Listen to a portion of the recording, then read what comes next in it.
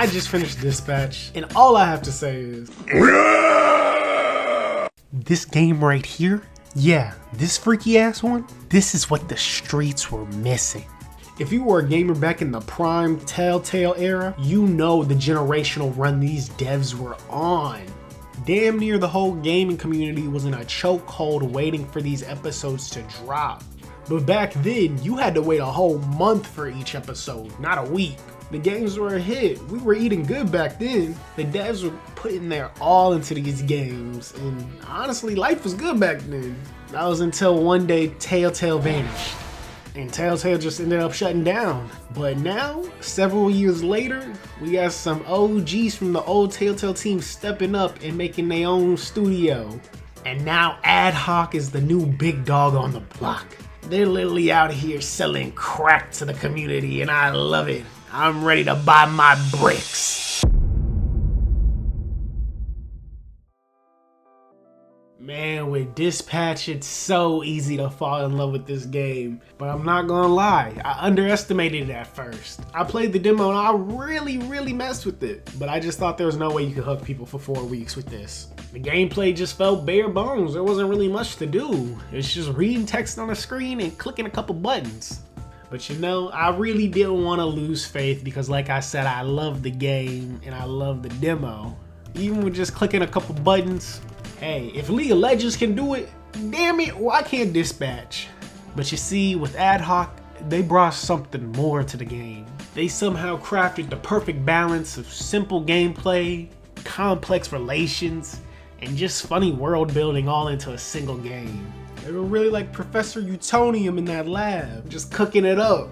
Honestly, this could already be their magnum opus and it's their first game. When I'm telling you this was like TV level production, people were sad. Like, this could essentially be seen as Love Island for gamers if you ask me. With the romance, with the conflict, man, it was such a great time. And that's why I'm glad that I waited and played it all at once, because having to wait week by week is just not my thing. I'm impatient.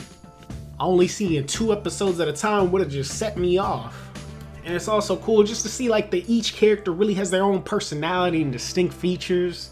For example, like Chase, he's not the flashiest character design-wise, like he's not much to look at, but his personality makes it up. Bro is hilarious and he's just the type to cuss you out in a flash. Yes, pun intended. Like with this one scene, I just knew he was gonna be a real one. Oh, but he's got a lot of bruises. Which I'm into. Again, please clear the channel. Get it, your email. Shut the fuck up. Let me remind you, these calls are fucking recorded for training fucking purposes. So keep the fucking line clear before we send your stupid fucking asses back to whatever fucking cell we pulled your stupid fucking asses out of. Alright? But there's still like 9 other characters that you'll just come to love as you play through this game. But where there is love, there's also hate. Because let me just get this off my chest. Let's take a minute and talk about the big bad of the game, Shroud. Because I have to say my piece. After I finished the game, I just really wanted to see what people were discussing. I saw all these think pieces on Blonde Blazer about how she's truly evil and she's the real villain of the game. And it's all just based off of, I'm not gonna lie, she got some questionable relationship ethics. But other than that, like, people were just going in on her. But I didn't see not one think piece about Shroud and how his story just doesn't make sense. Shroud is a fraud!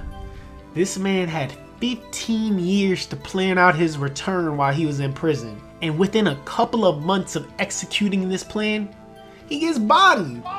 You telling me the man that is apparently like a super genius and has like this incredible foresight, and he couldn't see everything that was wrong with his plan?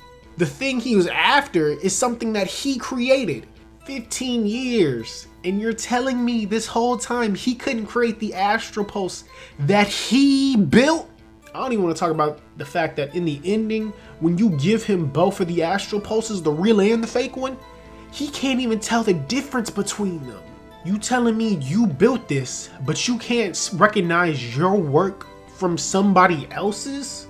When he sees it, he really just short circuits like the body is. But another thing that like sets off my fraud radar is that when he goes to recreate the pulse and put it in his new Penny Parker spider bot, it don't look nothing like the Astral Pulse.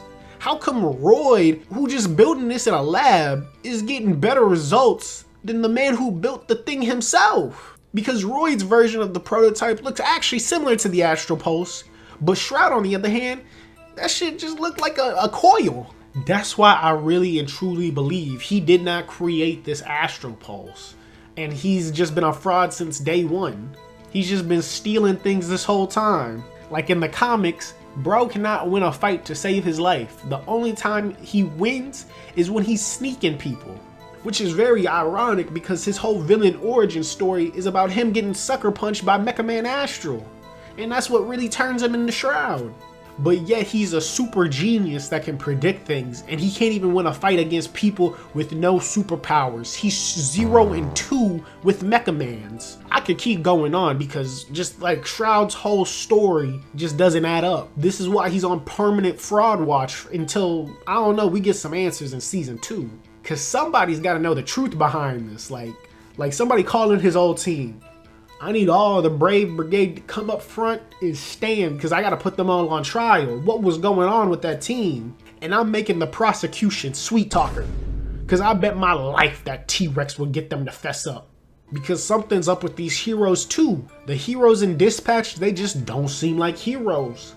I can't prove it, but there's just something about them. It seems like everybody's putting on a front except one person, which is actually crazy, which I think is Blonde Blazer, but y'all not ready for that conversation. But take someone like Phenomena Man.